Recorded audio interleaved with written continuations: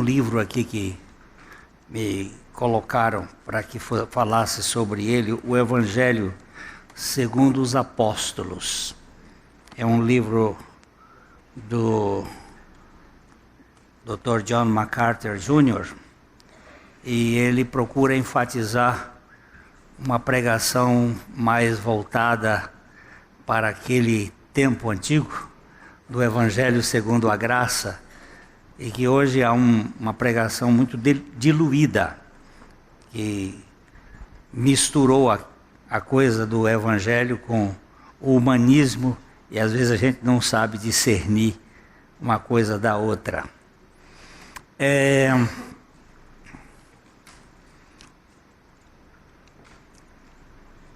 Quando nós aplaudimos, não é ao conjunto, nem ao pregador, nem a ninguém, mas ao Senhor, que usa instrumentos.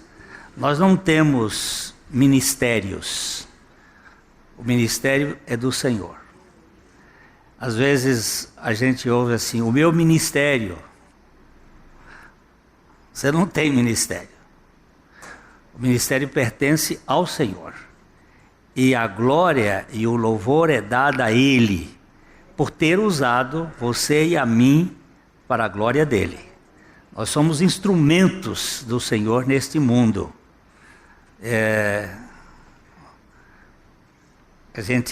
Eu já contei aqui que um dia uma senhora veio me agradecer por ter sido um instrumento na mão de Deus, e ela estava focalizando na minha pessoa. Eu perguntei para ela, a senhora já foi operada alguma vez? Ela disse, fui. Depois da cirurgia, a senhora voltou ao hospital para agradecer o bisturi?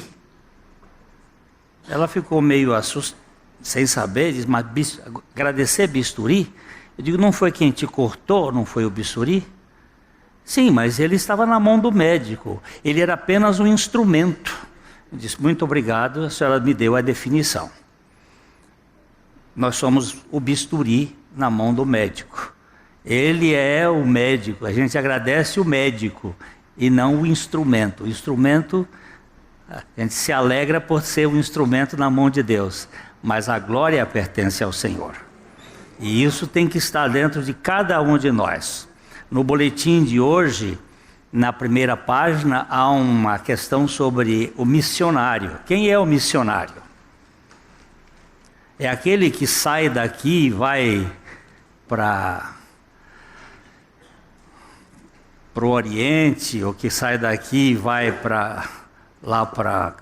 sei lá para onde, para Conchinchina, como diz aí no boletim. Não. O missionário é aquele que está na missão. E a missão de Jesus é: ide por todo o mundo e pregai o Evangelho a toda criatura. O Márcio, ele tem algumas funções, alguns trabalhos. Ele é o homem que faz a cabeça de muita gente aqui em Londrina. Ele é um cabeleireiro, mas ele é músico, ele toca, ele tem um conjunto. Aliás, eu vou fazer uma boa propaganda, porque o conjunto dele é bom para festas assim, eu gosto muito. Mas ele é missionário. Ele é um missionário cortando, arrumando, penteando, fazendo. Ele é missionário ali. Ele é missionário tocando, porque ele tem oportunidade de testemunhar de Jesus.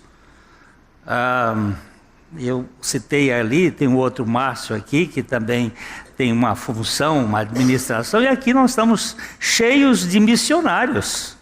Cada um de nós que recebeu o ID de Jesus, e nesse boletim nós procuramos dizer, a missão é pregar o Evangelho. O Evangelho é a morte e a ressurreição de Jesus, e a nossa morte e ressurreição com Jesus. Então é nisso que nós devemos estar sempre nos envolvendo. Eu sou missionário, eu tenho uma missão, mas essa missão pertence ao Senhor, e a glória é dele, o ministério é dele. Ok, vamos caminhar no nosso trajetório do Evangelho de João. A mensagem expositiva, ela não é uma mensagem temática. É uma coisa de você pegar o texto e ir ruminando o texto e buscando. Eu sei que há algumas pessoas que não gostam desse tipo de mensagem, mas eu não posso obedecer o gosto das pessoas. Eu tenho que obedecer à ordem do Senhor. E tratar da palavra de Deus é o fundamento que nós precisamos na comunidade. Então nós vamos continuar na nossa caminhada. Nós vamos dar uma visão assim um pouco daquilo que falamos no domingo passado, do capítulo 6 de João, Evangelho de João, capítulo 6, os versos 16 a 21, foi o pano de fundo de domingo passado. Nós vamos ler versículo a versículo, só para a gente ir detalhando, para a gente poder andar depois.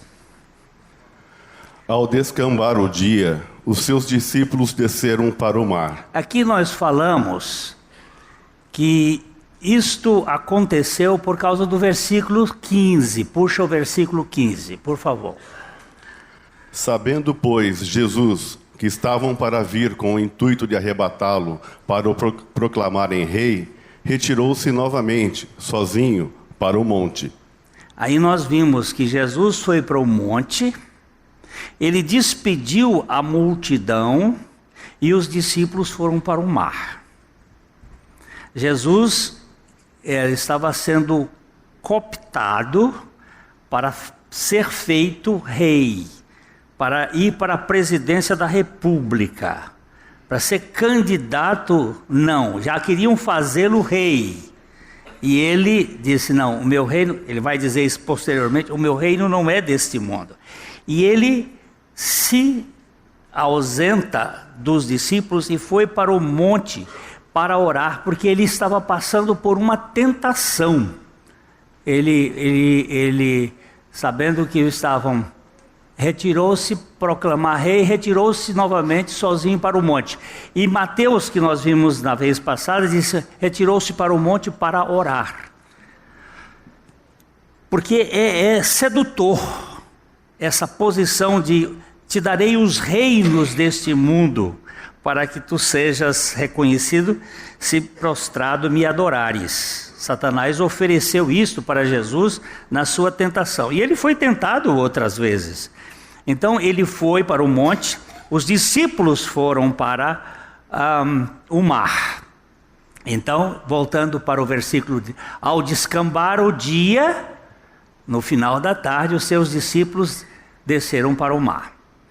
E aqui nós fizemos uma comparação de Jesus exaltado e o homem no mar, a igreja no mar, a igreja no mundo, a igreja sendo agora, estando distante da presença física de Jesus, mas tendo a presença espiritual de Jesus. E agora nós temos aí uma verdadeira catástrofe, que foi o vendaval contra o barco. Vamos ver. E tomando um barco, passaram para o outro lado, rumo a Cafarnaum. Já se fazia escuro e Jesus ainda não viera ter com eles. Então, nesse versículo, os outros evangelhos, Mateus e Marcos, eles vão descrever que os discípulos estavam apavorados, porque eles tinham navegado metade da viagem.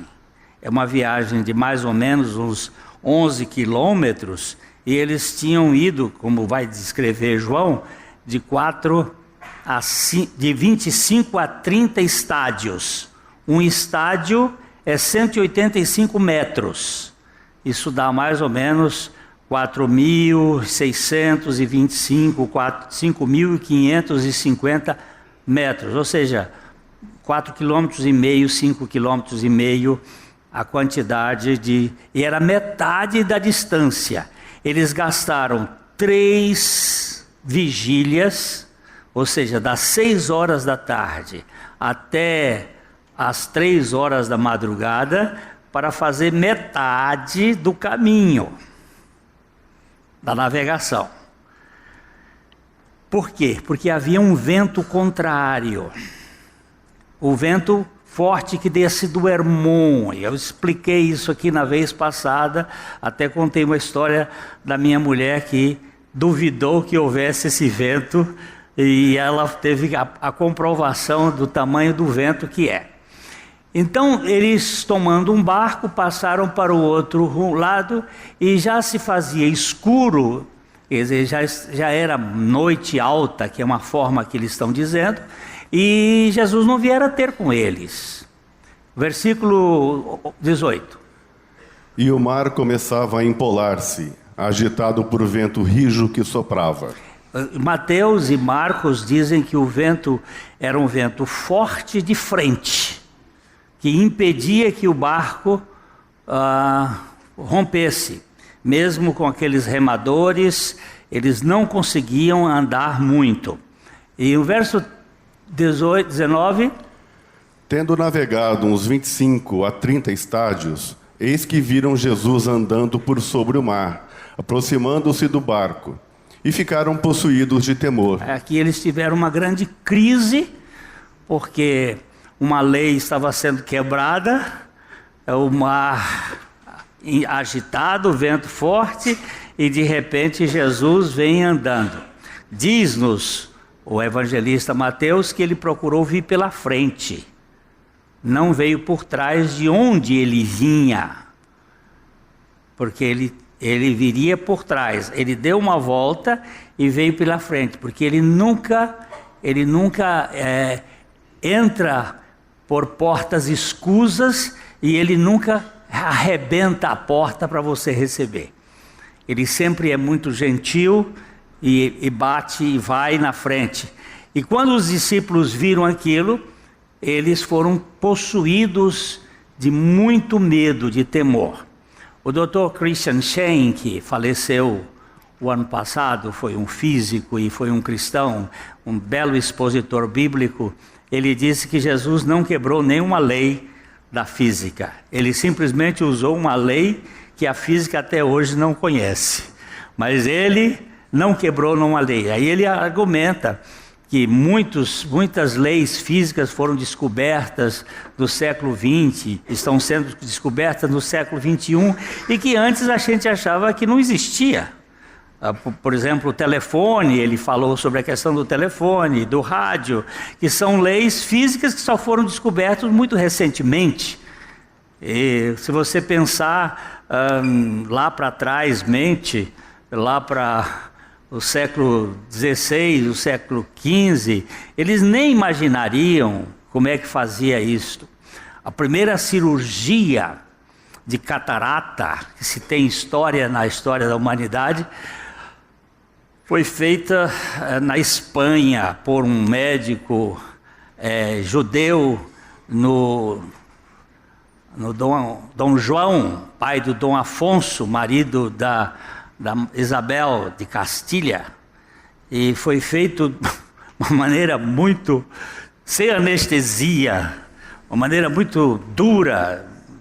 Você imagina, hoje eu entro num consultório, não precisa ser mais nem um hospital, num lugar bem adequado, e o cirurgião faz a catarata, e você sai dali, já não pode fazer certos esforços, mas já sai. Por quê? Porque houve um descobrimento de tecnologias, coisas que não tinha naquele tempo. Então nós podemos dizer que Jesus não quebrou nenhuma lei. Ele usou uma lei que nós desconhecemos.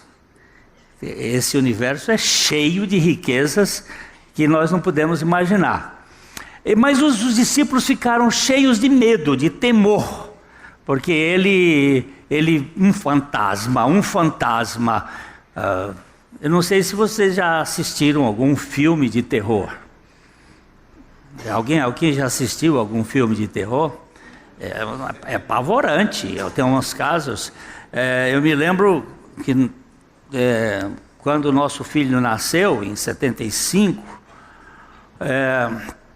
um dia lá, uma noite, minha esposa, muito só criança, e dia e noite, o Léo devia ter uns 3 para 4 meses, de amamentando o tempo todo. Ela era uma Jersey de primeira, dava um leite, ele não tomava gomoso, né, só leite materno. E um dia ela estava um pouco cansada, vamos assistir um filme, e fomos ver O Exorcista.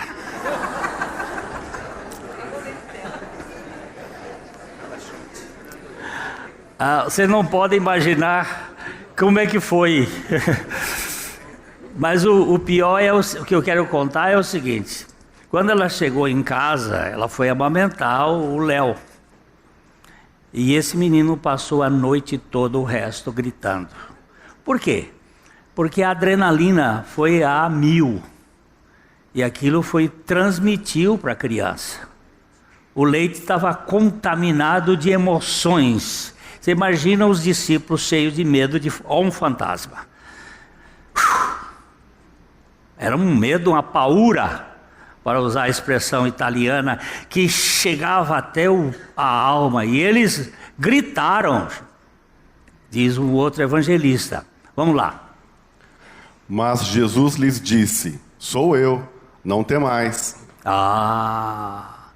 Eu disse, nós não vamos pegar aqui hoje, porque nós vamos tratar dos 7 sou eu do livro de João mais para frente. Sou eu sou. É aqui que está a grande segurança de qualquer crente. Nós temos o nosso Senhor. Eu vou só dar um exemplozinho. Olha aí, até há pouco tempo nós não sabíamos o que era o DNA. Isso foi feito, estudos de 1990 e pouco para cá, que foram feitos, e aquelas hélices do DNA, elas são ligadas por umas divisões que ligam ali. Não sei muito explicar como é que mas eles têm um número 5, 6, 10, 5. Não, é 5, 6, 10, 6. Mas, exatamente, eu não sei exata a medida, mas no hebraico isso significa Yod Vav, Yod Re Vav Yod.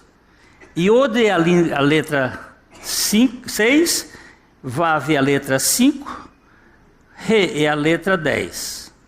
Então, se você somar essas letras, juntar assim, elas vão formar Yahvé, o nome de Deus. É como se ele tivesse feito assinatura na vida. Meu nome é este. Eu tenho um nome que chama Yahvé, significa eu sou. Ele é o único que é. Não tem outro que é. Nós existimos, Deus é. Nós temos um começo, Deus é. Ele nunca foi e nunca será. Ele é sempre o presente eterno. Então ele é o eu sou. Quando ele diz, não temas, sou eu. Aí nós vimos que Pedro disse, se és tu, Senhor, manda que eu vá. E o Senhor jogou o tapete da Tã. Aquele tapete vermelho. Só que o tapete dele é do tenha afirmado em mim. Vai lá. A minha palavra está dita, pisa nela, que você está em segurança. Então, vamos tratar um pouco sobre isso, da firmeza na palavra de Deus. Porque é isso que nos dá segurança. Não é o que eu sinto, não é o que eu entendo, é o que creio mediante a palavra de Deus. Vem, Pedro, e ele veio. E Pedro foi o único. Dos 12 discípulos, só Pedro desceu do barco.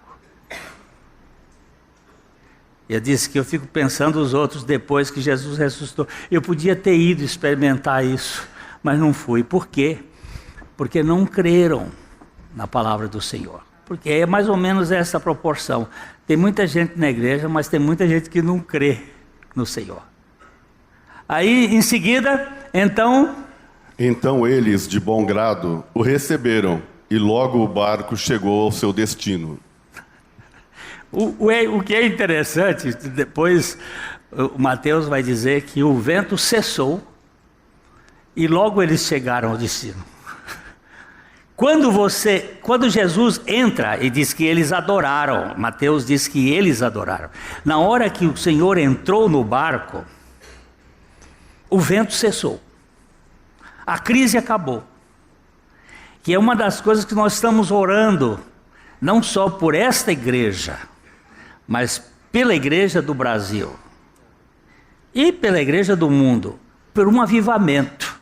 E um avivamento nada mais é do que a presença do Senhor em nós. Uma presença radical. A gente saber que é Ele que vai dirigir. O vento cessou e aí o barco chegou logo. Diz assim, e logo chegaram do outro lado. Porque quando ele chega, a coisa funciona. Isto é maravilhoso, isso é extraordinário. A presença do Senhor não é o talento do homem, não é a capacidade humana.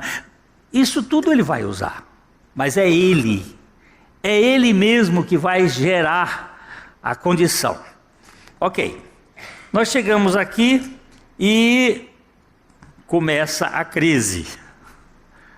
Nós vamos para o capítulo, seguir a partir do milagre, porque são dois milagres juntos ali, dois sinais. O primeiro, a multiplicação dos pães, e os discípulos compreenderam que eles têm um Salvador e Senhor que pode suprir as suas necessidades. O segundo foi calmar o mar e trazer paz. Eles descobriram que podem ter um Salvador que cuida das inseguranças deles. Mas aí veio a multidão. Vieram as pessoas que ficaram longe e vieram criar uma espécie de provocação. Vamos aqui olhar o que aconteceu. No dia seguinte, a multidão que ficara do outro lado do mar notou que ali não havia senão um pequeno barco e que Jesus não embarcara nele com seus discípulos, tendo estes partido sós. Então eles começaram a perceber. Os discípulos foram, Jesus ficou lá, depois o barquinho que ficou para Jesus ir, ficou lá pendurado, amarrado.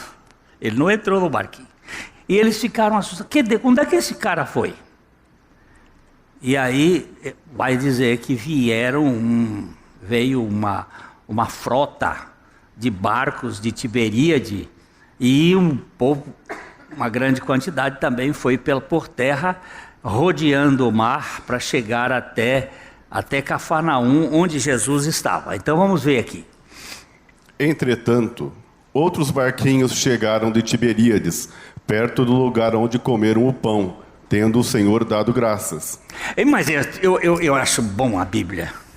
Ela está contando uma coisa e aí insere um negócio que parece que não tem sentido.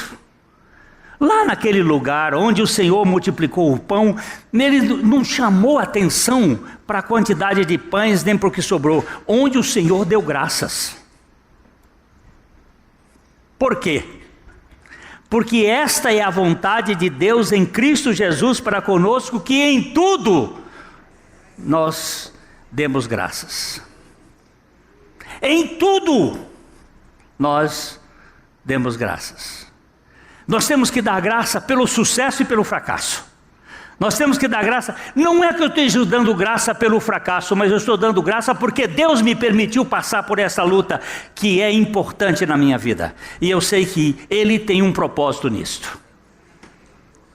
Isso quebra aquela ideia de um evangelho de sucesso. mas de um evangelho de relacionamento. Não é algo que eu estou buscando para ser bem-sucedido, é algo em que eu tenho o sucesso no relacionamento com o Senhor. E aí ele diz assim, eles entraram nos barcos, chegando, que vieram de Tiberíades, que é uma cidade importante ali da margem do rio, do lago, do mar da Galileia, perto do lugar onde comeram pão, tendo o Senhor dado graças. Senhor, eu te agradeço pelo pão e te agradeço pela luta desse dia. Em tudo dai graças. Nós precisamos ser mais gratos. Nós estamos lendo um livro que chama O Resto do Evangelho, e o Dunstan conta que chegou o fim dele mesmo, que ele cansou de querer ser batista, ele cansou de querer ser pastor, ele cansou de querer ser o que ele não conseguia ser. Foi chegando ao fim dele mesmo. E a mulher dele disse, Dan, leia esse livro, O Louvor que Liberta. E aí ele disse que ele não queria mais nada, ele disse, eu desisti de ser crente. Era um pastor. Mas aí ela deu aquele livro e ele disse, eu andava com poucos pontos com minha mulher, porque naquela ocasião ele estava pastor e tinha se apaixonado por uma moça que estava no grupo de oração dele, e era uma luta interna que ele não contava, mas a mulher não sabia, mas ele sabia, ele tinha aquela luta. E ele disse, eu precisava melhorar os meus pontos perante ela, e resolvi ler o livro, e achei esse versículo. Em tudo dai graças, porque esta é a vontade de Deus em Cristo Jesus para convosco. Ele disse, Senhor, eu não entendo nada do que está aqui, mas eu te dou graças por todas essas coisas. E à medida em que ele começou a louvar e agradecer a Deus, Deus começou a trabalhar no turno da noite. Ele começa a trabalhar na hora em que você dorme. Porque durante o dia, quando você está acordado, você está trepidando, você está nervoso, você está ansioso, ele não pode trabalhar com você, mas quando você dorme, ele trabalha por você. Porque naquele tempo todo, durante o dia, ele esteve trabalhando com você para você sossegar. Mas você não sossega. Agora, quando você dorme, ele diz, agora eu vou trabalhar por ele. Não com ele. É o descanso. E aqui nós encontramos a multidão no versículo 24. Quando, pois, viu a multidão que Jesus não estava ali, nem os seus discípulos, tomaram os barcos e partiram para Cafarnaum à sua procura. E tendo-o encontrado no outro lado do mar, lhe perguntaram, Mestre, quando chegaste aqui? É sempre a curiosidade. O senhor ficou lá orando. Como é que o senhor chegou aqui? Tem uns especialistas de teologia de pergunta. Quer saber as minúcias, quer rachar cabelo. Ele não quer relacionamento, ele quer saber quando, como, por quê, quando. Quando foi? Mestre,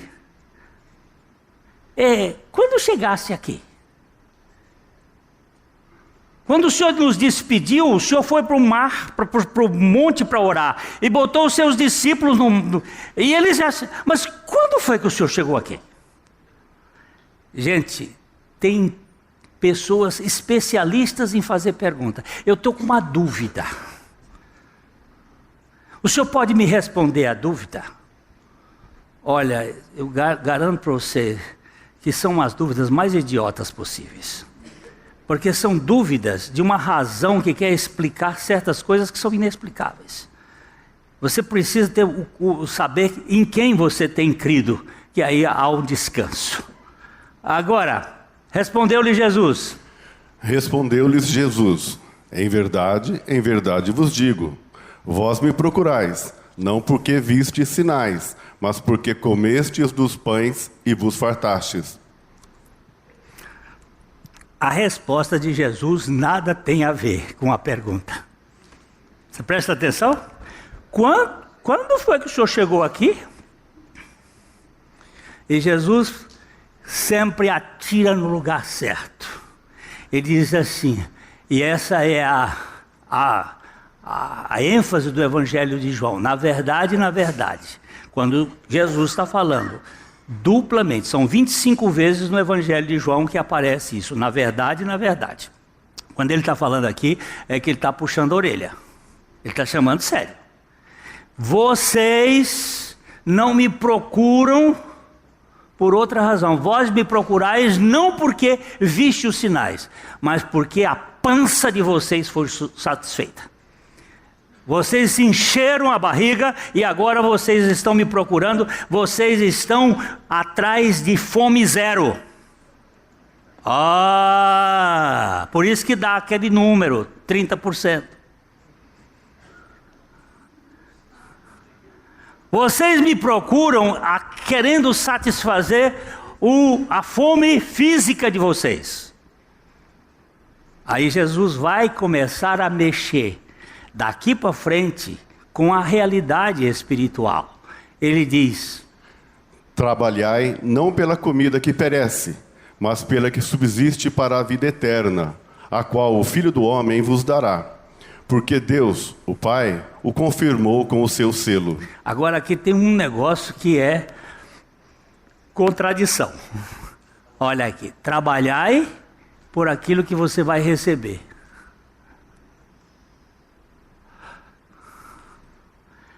A gente trabalha para merecer. Todo trabalho implica em que você tenha um salário, uma recompensa.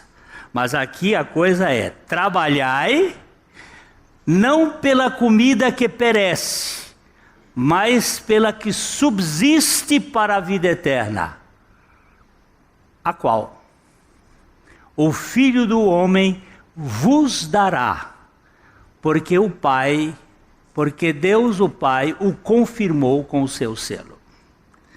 O selo do Filho é o Espírito. E ele agora vai tratar de algo espiritual, confrontando com o material. Muitas vezes nós gastamos a nossa vida nos envolvendo com as coisas materiais e nos perdemos. Se você perceber, nas 4 sementes que foram plantadas, vocês se lembram as sementes? Qual foi a primeira? Foi plantada onde? No meio do à beira do caminho. A segunda foi plantada onde? No solo rochoso. A terceira foi plantada onde? Entre os espinhos. E a quarta, na boa terra. Ok? A primeira e a segunda, elas morreram. Uma foi comida e a outra não tinha raiz, secou. Mas a segunda e a terceira, ou a terceira e a quarta, elas nasceram. Só que a terceira foi sufocada. E a Bíblia diz que ela foi sufocada pelos cuidados do mundo e pelas preocupações com as riquezas. Ela nasceu, mas ela não frutificou. Ela foi sufocada. Você hoje tem uma série de herbicidas defensivos que você pega na plantação e mata a erva daninha, porque senão ela sufoca e a soja não dá.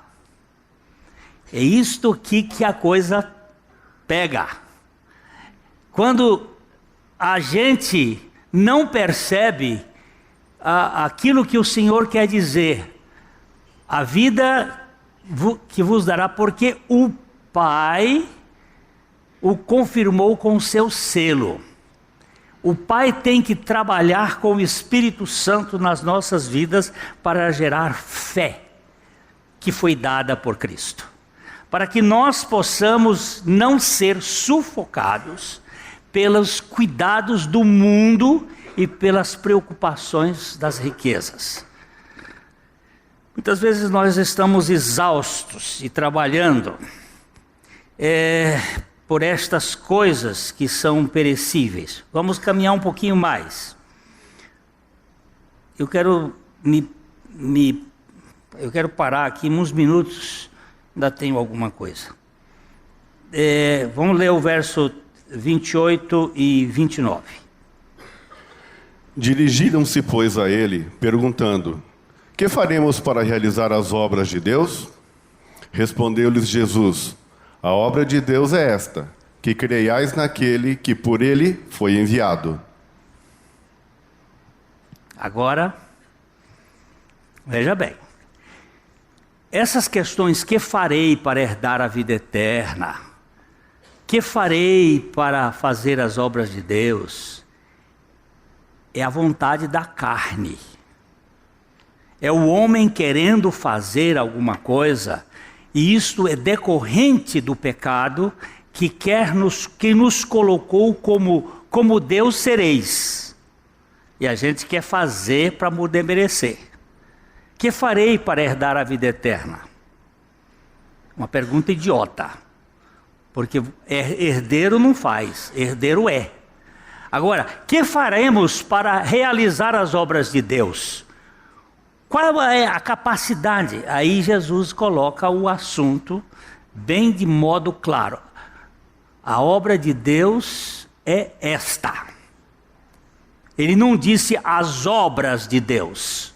Presta atenção que ele saiu do plural para o singular. Ele disse: que faremos para realizar as obras de Deus? E Jesus respondeu: a obra de Deus é esta. Qual é? Que creais naquele que por ele foi enviado. Aqui está o mapa da mina.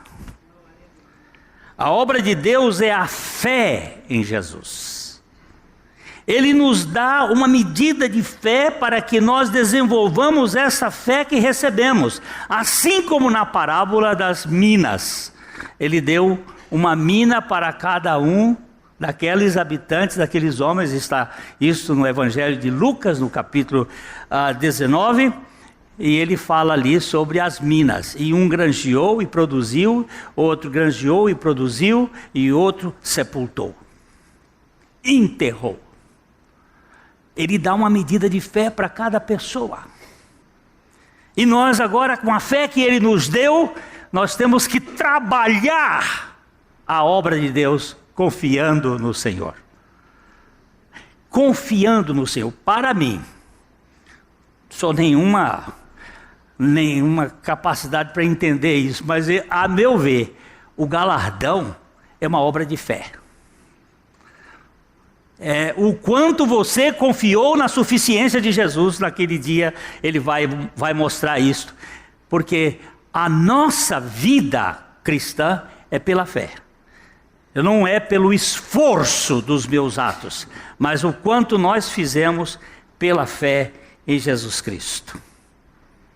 Albert Einstein, ele disse com toda a propriedade: não sou capaz de crer que Deus joga dados com o mundo. Este mundo não é um mecanismo aleatório, tem causa e propósito. E agora eu preciso conhecer além da tridimensionalidade. O ser humano natural vive apenas no mundo tridimensional. Ele vê, enxerga, escuta, sente, é tudo isso que ele faz. Mas a nova criatura vive em dois mundos. Ele vive no tridimensional e vive no mundo espiritual.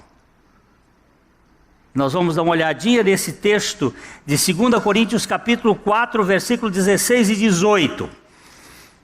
A 18. 2 Coríntios capítulo 4, 16 a 18. Por isso, não desanimamos. Pelo contrário, mesmo que o nosso homem exterior se corrompa, contudo, o nosso homem interior se renova de dia em dia. Ó, ele aqui usa duas categorias. Nós não ficamos desanimados, nós não perdemos a capacidade de andar.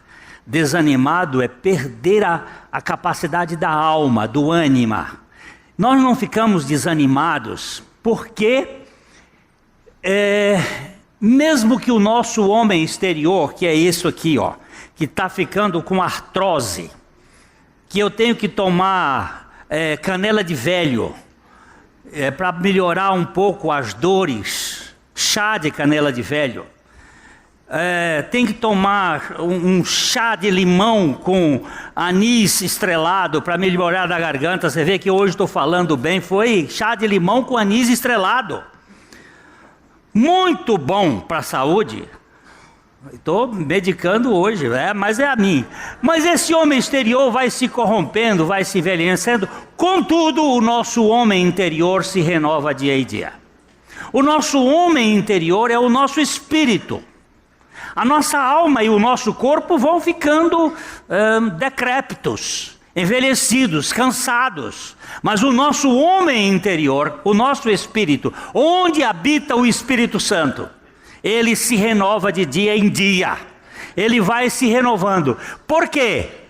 Porque a nossa leve e momentânea tribulação produz para nós eterno peso de glória, acima de toda comparação. Olha, gente, o que você e eu passamos aqui na terra é leve e momentâneo.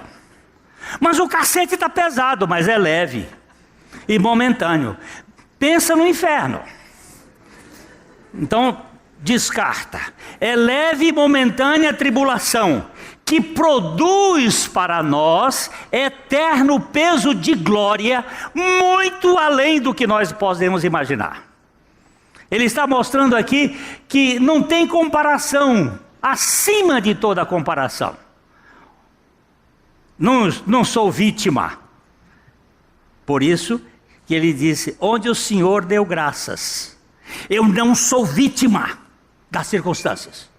Quando você e eu abrimos a boca para falar aquilo que não edifica, nós estamos falando palavras impróprias, que a Bíblia chama palavra torpe, palavra suja, palavra que ofende, palavra que magoa, palavra que adoece.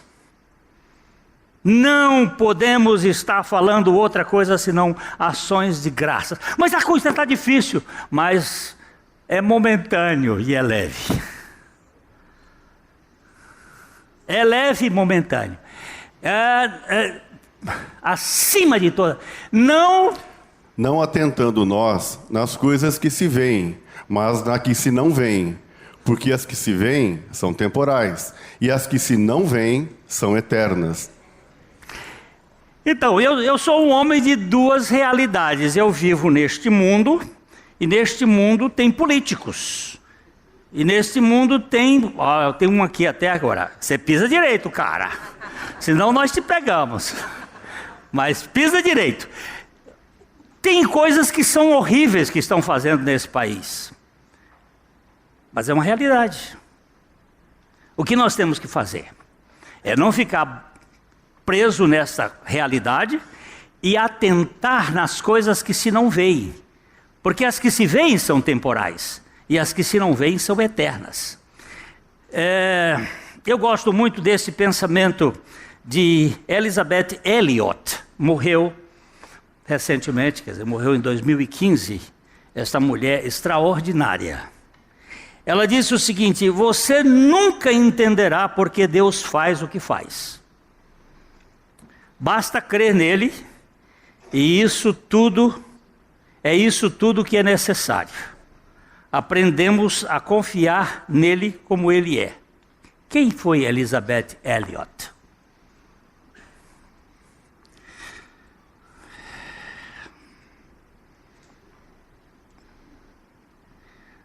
Havia um jovem chamado Jim Elliot,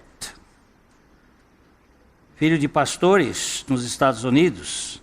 Desde cedo, Jim revelou-se um jovem bastante talentoso. destacando-se em todas as atividades em que se envolvia. Convicto de sua vocação e chamado missionário, empenhou-se no estudo do grego, visando uma possível tradução do Evangelho para alguma língua nativa. Segundo o registro do seu diário, sua vida tinha sido profundamente impactada pelos testemunhos missionários de David Brainerd e Hudson Taylor. Quando chegou ao Equador com a sua esposa Elizabeth, trabalhou na tradução do Novo Testamento para a língua dos índios Quechuas. Nesse tempo, Jim soube dos índios Aucas, hoje conhecidos como Guaranis, que viviam na Amazônia equatoriana, tinham fama de ser violentos e não mantinham nenhum contato com o mundo exterior. E logo ele firmou o propósito de levar o evangelho a essa tribo. O Tim Elliott foi um dos melhores alunos da universidade. Talentoso como só, capaz. E ele agora está lá no meio do Equador, querendo pregar o evangelho para uma tribo de índios violenta. Após um tempo de estudo e sobrevoo na região, teve algumas iniciativas de contato bem-sucedidas com a tribo, com presentes trocados como sinal de amizade. Jim e mais 4 missionários resolveram que já era hora de ter um contato mais pessoal, visitando a própria aldeia. Mas ao fazerem isto, na manhã do dia 8 de janeiro de 1956, não foram bem recebidos e acabaram sendo mortos covardemente pelos índios Aucas, com golpes de lança e machados. Seus corpos foram encontrados dias depois pela Força Aérea Equatoriana, enquanto sobrevoavam o rio Currai. As esposas desses missionários, apesar da grande dor que sofreram, decidiram continuar com a missão e conseguiram evangelizar os Aucas.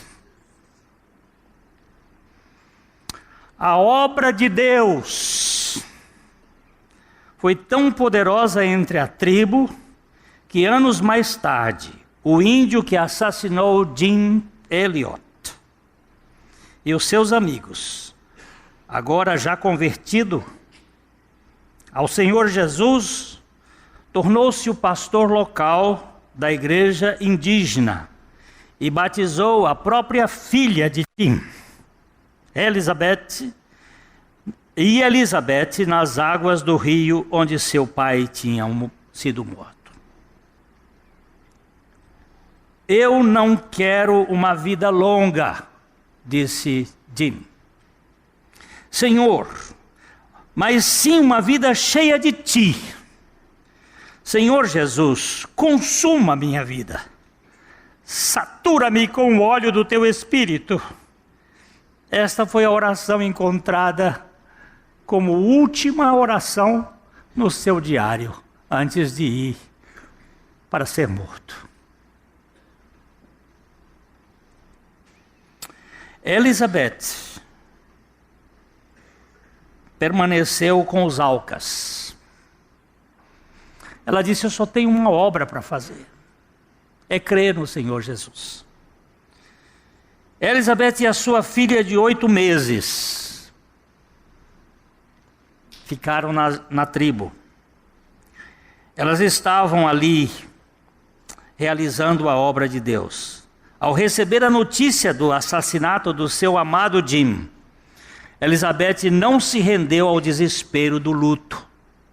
Corajosamente, aquela mulher se manteve firme frente à tragédia, ainda mais confiante em seu Deus, e se propôs a continuar o trabalho que o seu marido havia deixado.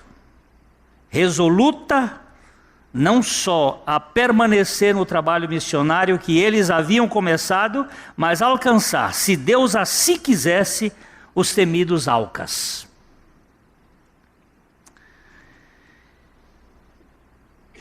Esta mulher, ela deixou um legado. Eu não vou ler tudo, porque é muito longo aqui, mas eu quero ler uma das frases do seu marido.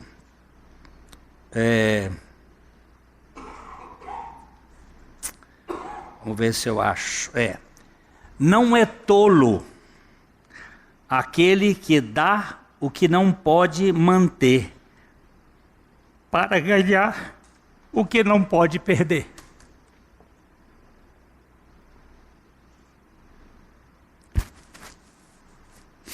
Vou voltar.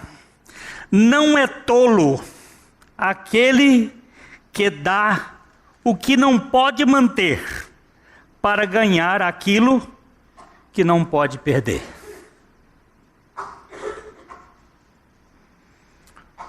Isso chama missões. E essa é a nossa missão no mundo. O que é a obra de Deus?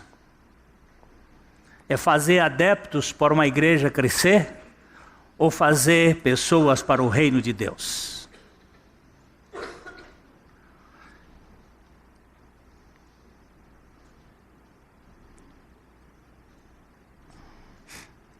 Nossa visão de Deus precisa ser controlada não pelo que vemos no mundo, mas pelo que a Bíblia nos autoriza a crer. Eu tenho 10 textos para citar, mas não tenho nenhum tempo para continuar. Então nós vamos para um outro dia. Eu quero bater nesse assunto, porque a obra de Deus não é aquilo que nós pensamos que estamos fazendo. É simplesmente crer naquele que foi enviado pelo Senhor. É crer na suficiência do Senhor e colocar a nossa vida diante do Senhor. Você e eu não temos o direito de achar o que nós devemos fazer. Nós temos que fazer aquilo que Ele determinou que nós devemos fazer.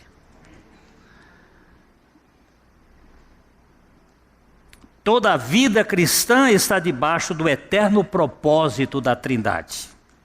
Não há acasos, nem sorte, nem qualquer programa que nós possamos fazer fora da vontade de Deus. Vou voltar ao texto para a gente só terminar aqui. Respondeu-lhes Jesus: a obra de Deus é esta, que creais naquele que por ele foi enviado. O que eu tenho que fazer para fazer a obra de Deus? Crer no Senhor Jesus e obedecer, porque não é uma crença intelectiva, é uma crença relativamente ligada à obediência. E às vezes a gente diz, eu acredito, mas não crê. E nossa vida está nas mãos dele. Nós vamos caminhar, porque é aqui que está. Jesus foi, vocês estão preocupados com pão e peixe. E eu estou preocupado com vidas que precisam ser salvas. E essas vidas que vão ser salvas quando vocês crerem que eu posso usar vocês no meio deste mar turbulento, desses vendavais. Eu estou presente. E um dos textos que me tranquiliza muito o meu coração é este: eis que estou convosco todos os dias até a consumação dos séculos. Não é eu estarei, é eu estou convosco todos os dias até a consumação dos séculos. Enfrentando um problema na família essa semana com aspectos da doença da nossa tia, minha esposa, muito preocupada com com aqueles detalhes de hospital, de tirar isso. Disse: minha querida, você só tem uma opção. A sua opção é crer e entregar nas mãos do Senhor. Perder noite de sono por causa destas coisas é inútil. O meu médico me perguntou assim quando ele deu o diagnóstico de que eu estava com um câncer de próstata: como você se sente com esse diagnóstico? Eu disse: não vou perder uma noite de sono. Porque se o Senhor me quiser levar, eu estou preparado. Porque para mim o viver é Cristo e o morrer é vantagem, é lucro. Se Ele quiser me levar desta maneira, eu estou pronto. E se Ele não quiser, Ele pode curar ou pode fazer com que eu viva mais um tempo, mas eu não quero viver com outro objetivo, senão anunciar as virtudes daquele que me chamou das trevas para a sua maravilhosa luz. O Evangelho de Jesus Cristo, o Evangelho da graça plena, que satisfaz o nosso coração e que nos liberta de nós mesmos e das nossas ansiedades. Eu quero mexer nesse assunto com os irmãos, porque ele tem mexido comigo. O Senhor tem desconstruído a minha autoconfiança, para que eu tenha confiança na suficiência do Senhor Jesus. E isso é para todos os discípulos do Senhor e para a glória do Senhor. Amém. A Livraria PIB Londrina procura selecionar cuidadosamente seus títulos e autores a fim de oferecer um conteúdo alinhado com o Evangelho de Jesus Cristo. Bíblias, livros de teologia, devocionais, literatura infantil, biografias, comentários bíblicos e muito mais. Dispomos também de um acervo de CDs e DVDs das mais de 5.000 mensagens ministradas na Primeira Igreja Batista em Londrina. Visite a Livraria PIB Londrina e conheça ainda mais. Livraria PIB Londrina, de segunda a sexta, das 13h30 às 18 horas. Endereço na Avenida Paraná, 76A, próximo ao Calçadão, bem no centro de Londrina. Ligue para 3372-8921 ou acesse o site www.livrariapiblondrina.com.br.